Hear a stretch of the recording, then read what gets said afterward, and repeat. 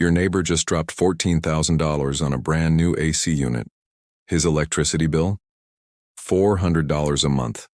Every single month. And his house is still hitting 80 degrees by 3 p.m. But 2,400 years ago, in the middle of the Sahara Desert, people were manufacturing ice. No electricity, no compressor, no refrigerant, no bill. And the secret they used? It's sitting right above your head, right now, on your roof. Stay with me, because by the end of this video you will never look at your ceiling the same way again. Let's be honest about something. We have been sold a lie. The lie is this: buy a better AC, live a better life. Here's what actually happened. When concrete slab construction took over residential building in America and the UK, developers chose cheap, they chose fast. They did not choose smart. And what did we get? Homes that absorb heat all day like a brick oven, then slowly release that same heat on you at night while you're trying to sleep. Your AC isn't cooling your house, it's fighting your house every single hour. The average central AC system in the US costs between $11,000 and $14,000 to install. That's according to industry data from 2024. Running it through summer in Arizona or Texas, $200 to $450 a month. Gone. For 5 months a year. In the UK, portable and split system units are becoming standard, and energy bills have doubled since 2021. That's not comfortable. That's a subscription to suffering. Now let me tell you about a man named Harold Hay, post-colonial USA. The British government is building cheap housing, fast, for millions of people. They're replacing traditional thatch and mud roofs with modern asbestos cement sheets. Durable, cheap, scalable. Harold Hay, an American chemist and building researcher, walks into one of these neighborhoods on a summer afternoon. And he stops, because what he sees is not housing. What he sees is families living inside ovens. He later documented this moment in his research. Traditional thatch roofs, which provided natural insulation, had been replaced by materials that offered zero thermal protection. They turned homes into furnaces by day and iceboxes at night. Hay spent the next 2 decades moving between London, Latin America, and the American Southwest, obsessively testing one question: can you control a building's temperature using nothing but physics? By the 1960s, he had his answer. But before we get to Hay's solution, we need to go back 2,400 years. 400 BC, Persia, modern-day Iran, outside temperature, 104 degree, sometimes 110 degree, the kind of heat that kills livestock. Persian engineers weren't just surviving that heat. They were making ice in the middle of the desert. They called it the yakchal. Yak means ice. Chal means pit. Here's exactly how it worked. They built massive dome structures from a material called sarouj, a precisely engineered mixture of sand, clay, egg whites, goat hair, and ash. Modern thermal testing confirms this material achieves near-perfect insulation properties. At the dome's base, a deep pit, sometimes 16 feet down. Around it, shallow water channels. And here's the physics they understood perfectly, even without the modern terminology. The sky is cold, not the air. The sky. At night, any warm surface exposed to the open sky radiates its heat upward, directly into the upper atmosphere. Scientists call this nocturnal radiative cooling. The effective sky temperature on a clear night is between 4 degree and 40 degree, even when the air around you is 60 degree. That difference drives massive heat transfer, upward, away from the surface. The Persians understood this mechanism completely. Their shallow water channels would lose heat so rapidly through radiative cooling that, even in a desert, the water would freeze by morning. They'd collect that ice, store it in the insulated pit. It lasted for months in a desert without electricity. Now fast forward to 1967. Harold Hay builds a test house in the Sonoran Desert in Arizona. Outside temperatures regularly above 100 degree hours. Inside the house, 66 to 74 degree hour. Consistently, all summer. Zero mechanical air conditioning, zero electricity for cooling. California Polytechnic State University sent engineers to monitor it. They instrumented the building with thermocouples and data loggers, hourly readings for over a year. The project was funded in part by the U.S. Department of Housing and Urban Development. It didn't fail. They wanted to catch it failing. It didn't fail. So how does it work? Hay called it the Skytherm roof pond system. Here's the exact mechanism. The ceiling of the house is made of heavy conductive material, steel or concrete.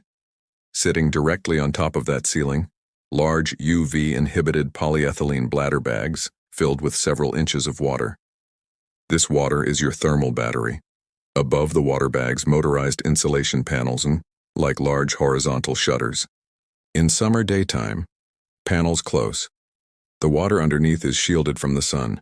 It stays cool because it discharged its heat into the night sky the previous evening. That cool thermal mass pulls heat upward out of your rooms. No compressor needed. In summer, nighttime panels open.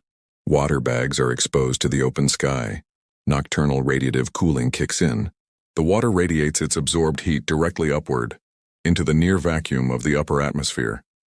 Effectively, your home's heat is dumped into deep space. By morning, the water is cool again. Panels close. Cycle repeats. In winter, logic flips entirely.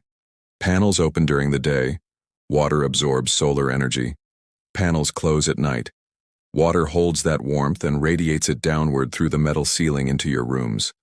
One system, both seasons, zero fuel, zero ongoing cost. The Cal Poly data confirmed. A properly designed roof pond can meet 100% of a home's heating and cooling needs in a Mediterranean or desert climate. So if this was proven in 1967, monitored by a university, funded by the government, why are you still paying your electricity company every month? 2 reasons, and neither of them is science. Reason 1.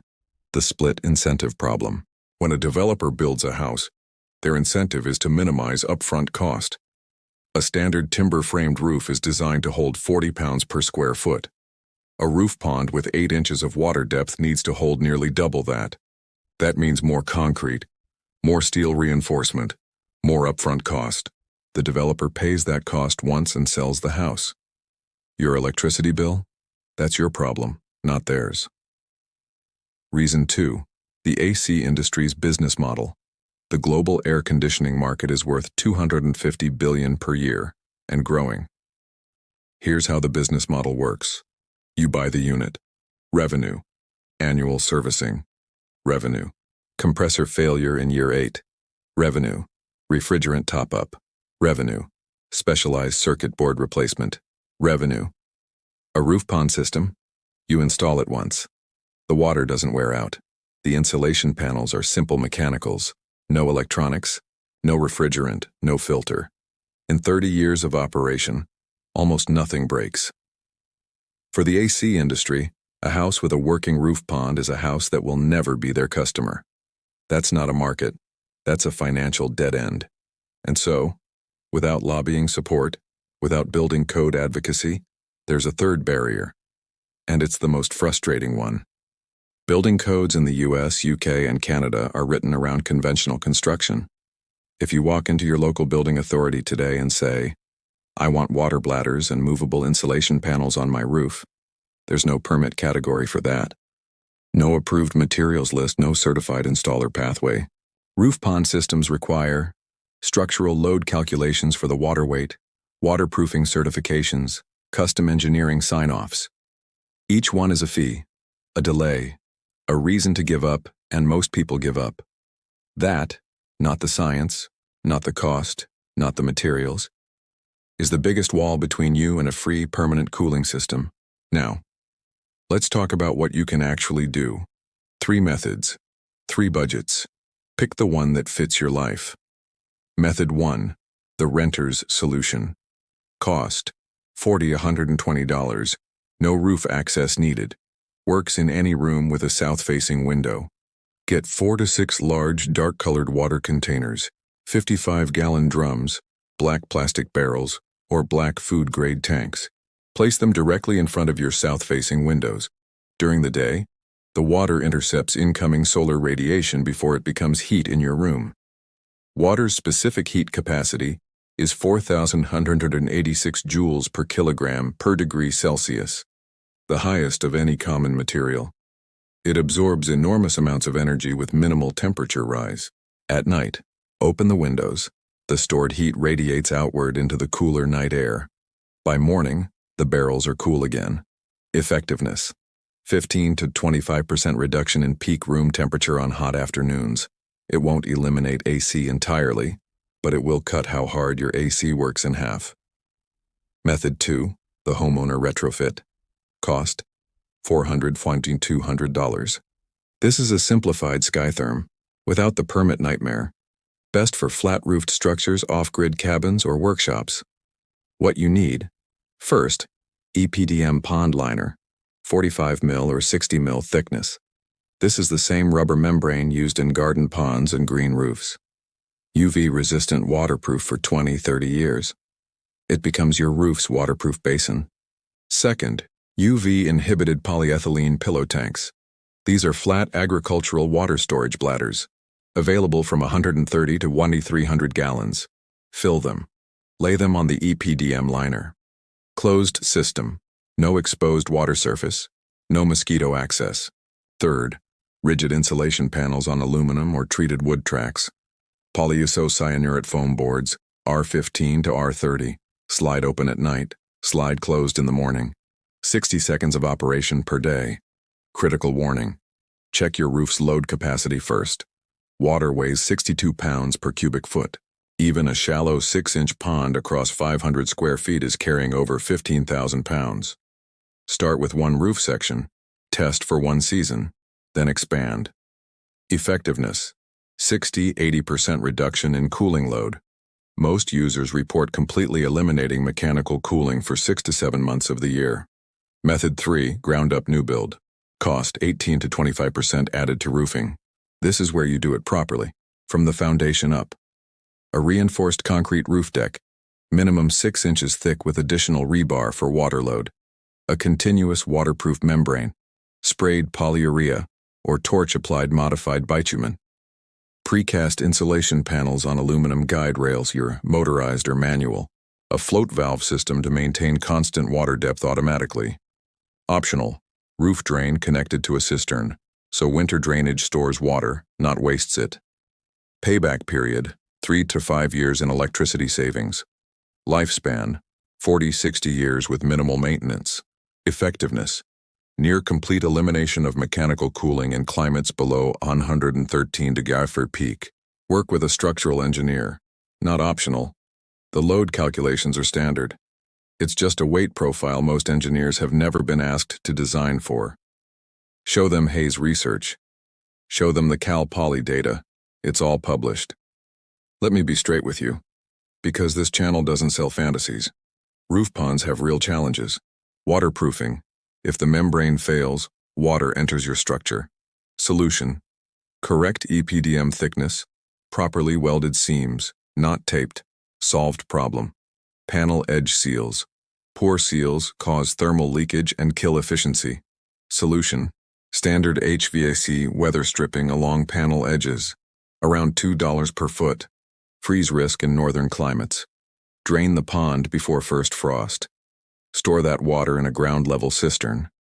The thermal mass benefit carries through winter. Every one of these problems has a known, documented solution. None of them are reasons to not build. They are reasons to build carefully.